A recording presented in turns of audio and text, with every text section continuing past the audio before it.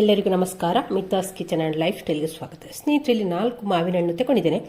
2 ಒಳ್ಳೆ ಹಣ್ಣಾಗಿದೆ, ಒಂದು ಸ್ವಲ್ಪ ಜಾಸ್ತಿ ಹಣ್ಣಾಗಲಿಲ್ಲ, ಒಂದು ಸ್ವಲ್ಪ ಕಾಯಿ ಉಂಟು. ಈ ರೀತಿ ತಗೊಳ್ಬೇಕು. ನೀವು ಜಾಸ್ತಿ ಹಣ್ಣು ಇದ್ದರೆ ಒಂದು ಕಾಯಿ ಮಾವಿನ ಹಣ್ಣನ್ನು ತಗೊಳ್ಬೇಕು. ಕಾಯಿ ಅಂದರೆ ಪೂರ್ತಿ ಕಾಯಲ್ಲ, ಒಂದು ಸ್ವಲ್ಪ ಸ್ವೀಟ್ ಆಗಿರ್ತಾರಲ್ಲ, ಅರ್ಧಂಬರ್ಧ ಸಿಹಿ ಆಗಿರ್ತಲ್ಲ, ಆ ಮಾವಿನ ಹಣ್ಣನ್ನು ತಗೊಳ್ಬೇಕು. ಈಗ ಮಾವಿನ ಹಣ್ಣನ್ನೆಲ್ಲ ಕ್ಲೀನ್ ಮಾಡಿ ಇಟ್ಕೊಂಡಿದ್ದೇನೆ. ಇವಾಗ ಇದನ್ನು ಕಟ್ ಮಾಡಿ ಇದರ ಫಸ್ಟಿಗೆ ಪಲ್ಪನ್ನೆಲ್ಲ ತಗೊಳ್ಳೋಣ. ನಾವು ಇಲ್ಲರೆ ಸಿಪ್ಪೆ ತೆಗೆದ್ರೂ ಆಗ್ತದೆ, ಹೀಗೆ ಸಿಪ್ಪೆ ತೆಗೊಂಡ್ರೂ ಆಗ್ತದೆ. ಫಸ್ಟಿಗೆ ನಾವು ಹೀಗೆ ಸಿಪ್ಪೆ ತೆಗೆಯದೆ ಇದರಿಂದ ಸ್ಪೂನಲ್ಲಿ ತೆಗೆದ್ರೂ ಆಗ್ತದೆ, ಅಥವಾ ಹೀಗೆ ಕಟ್ ಮಾಡಿದರೂ ಆಗ್ತದೆ. ನಾನಿಲ್ಲಿ ಎಲ್ಲ ಸಿಪ್ಪೆ ತೆಕ್ಕೊಳ್ತಾ ಇದ್ದೇನೆ. ಫಸ್ಟಿಗೆ ಮಾವಿನ ಹಣ್ಣಿನ ಸಿಪ್ಪೆ ಎಲ್ಲ ತೆಗೆಯುವ.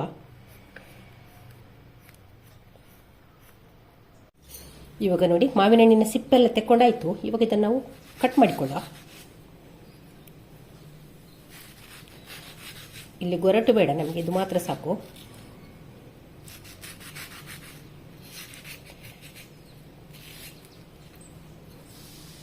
ಹೀಗೆ ಎಲ್ಲವನ್ನು ಕೂಡ ಇದೇ ರೀತಿ ಕಟ್ ಮಾಡಿಕೊಳ್ಳ.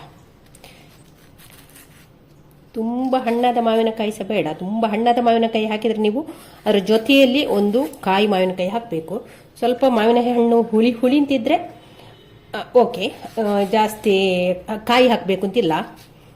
ಹಾಗೆ ಪೂರ್ತಿ ಹಣ್ಣಾದ ಮಾವಿನ ಹಣ್ಣು ತಗೊಳ್ಬೇಡ, ಅದ್ರ ಜೊತೆಯಲ್ಲಿ ಒಂದು ಕಾಯಿ ಮಾವಿನ ಹಣ್ಣು ಕೂಡ ಹಾಕಿಕೊಳ್ಬೇಕು, ಅಂದರೆ ಮಾತ್ರ ಟೇಸ್ಟ್ ಚೆನ್ನಾಗಿರ್ತದೆ. ಹಾಗೆ ಇದು ನೋಡಿ, ಒಂದು ಸ್ವಲ್ಪ ಅರ್ಧಂಬರ್ಧ ಹಣ್ಣಾಗಿದೆ. ಹಾಗೆ ಇದೊಂದು ಸ್ವಲ್ಪ ಹುಳಿ ಸಹ ಕೂಡ ಉಂಟು ನೋಡಿ, ಜಾಸ್ತಿ ಹಣ್ಣಾಗಲಿಲ್ಲ, ಸ್ವೀಟ್ ಜಾಸ್ತಿ ಇಲ್ಲ. ಹಾಗೆ ಈ ಥರದ್ದು ಕೂಡ ನಾನು ಒಂದು ತಗೊಂಡಿದ್ದೇನೆ. ಇವಾಗ ಇದನ್ನೆಲ್ಲ ಕಟ್ ಮಾಡಿಕೊಳ್ಳ.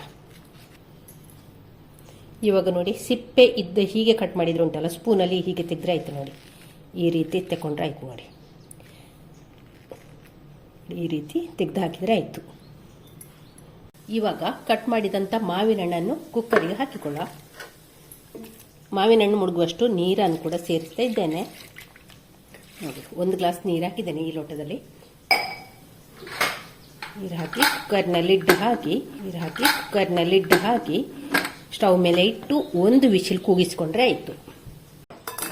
ಮಾವಿನ ಹಣ್ಣಿಗೆ ಬೆಂದಿದೆ. ಇದನ್ನೀಗ ನಾವು ಸೋಸಿಕೊಳ್ಳುವ. ನೀರು ಮತ್ತು ಇದರ ಪಲ್ಪನ್ನು ಬೇರೆ ಬೇರೆ ಮಾಡಿಕೊಳ್ಳುವ. ಹಾಗೆ ಇದನ್ನು ಪೂರ್ತಿ ತಣ್ಣಗಾಗಲಿಕ್ಕೆ ಬಿಡುವ. ಇವಾಗ ಇಲ್ಲಿ ಬೇಯಿಸಿದ ಮಾವಿನ ಹಣ್ಣು ಪೂರ್ತಿ ತಣ್ಣಗಾಗಿದೆ. ಇದನ್ನೀಗ ನಾವು ಮಿಕ್ಸರ್ ಜಾರಿಗೆ ಹಾಕಿಕೊಳ್ಳ.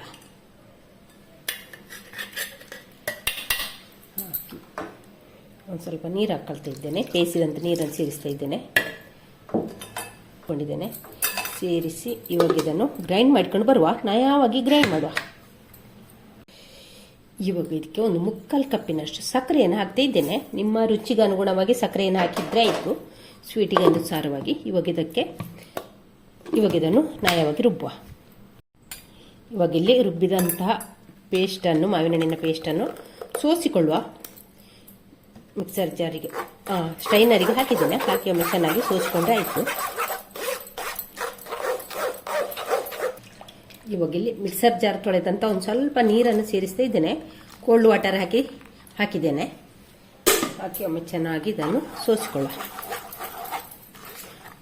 ಐಸ್ ಕ್ಯೂಬ್ಸ್ ಹಾಕಿ ಕೂಡ ರುಬ್ಬಿಕೊಳ್ಬೋದು.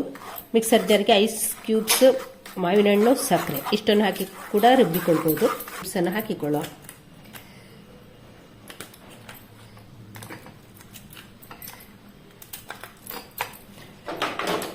ನೋಡಿ, ನಮ್ಮ ಮಾಜಾ ರೆಡಿ ಆಯಿತು ನೋಡಿ. ಹೀಗೆ ಮಾಡಿ ನಾವಿನ್ನು ಬಾಟ್ಲಲ್ಲಿ ಸ್ಟೋರ್ ಮಾಡಿ ಫ್ರಿಜ್ಜಲ್ಲಿ ಇಡ್ಬೋದು.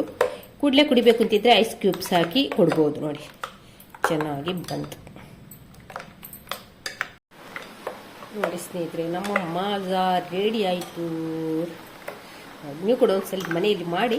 ನಿಮ್ಮಲ್ಲಿ ತುಂಬ ಮಾವಿನ ಹಣ್ಣೆಲ್ಲ ವೇಸ್ಟ್ ಆಗೋ ಬದಲು ಈ ರೀತಿ ಮಾಡ್ಬೋದು. ಮಾಡಿ ಸ್ಟೋರ್ ಮಾಡಿ ಕೂಡ ಇಡ್ಬೋದು. ಇವಾಗ ಐಸ್ ಕ್ಯೂಬ್ಸ್ ಹಾಕುವ. ನೋಡಿ, ಎಷ್ಟು ಸುಲಭವಾಗಿ ನಮ್ಮ ಮಾಜಾ ರೆಡಿ ಆಯಿತು ನೋಡಿ. ಹಾಗೆ ನೋಡಿ, ಟೇಸ್ಟ್ ಕೂಡ ಅದ್ಭುತ.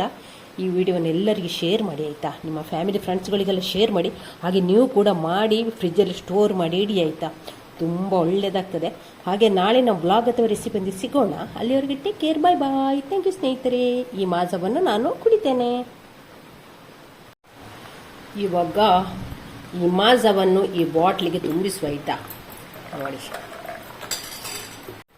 ಇವಾಗ ನೋಡಿ ನನಗೆ ಇಷ್ಟು ಮಾಜಾ ಸಿಕ್ಕಿತ್ತು ನೋಡಿ, 1 ಲೀಟ್ರ್ನಷ್ಟು ಮಾಜಾ ಆಗ್ಬೋದು ನೋಡಿ. ನೀವು ಕೂಡ ಮಾಡ್ತೀರಲ್ಲ ಮನೆಯಲ್ಲಿ, ಮಾಡಿ ನೀವು ಕೂಡ ಜಾಸ್ತಿ ಮಾವಿನ ಹಣ್ಣಲ್ಲಿದ್ದರೆ ವೇಸ್ಟ್ ಮಾಡಬೇಡಿ.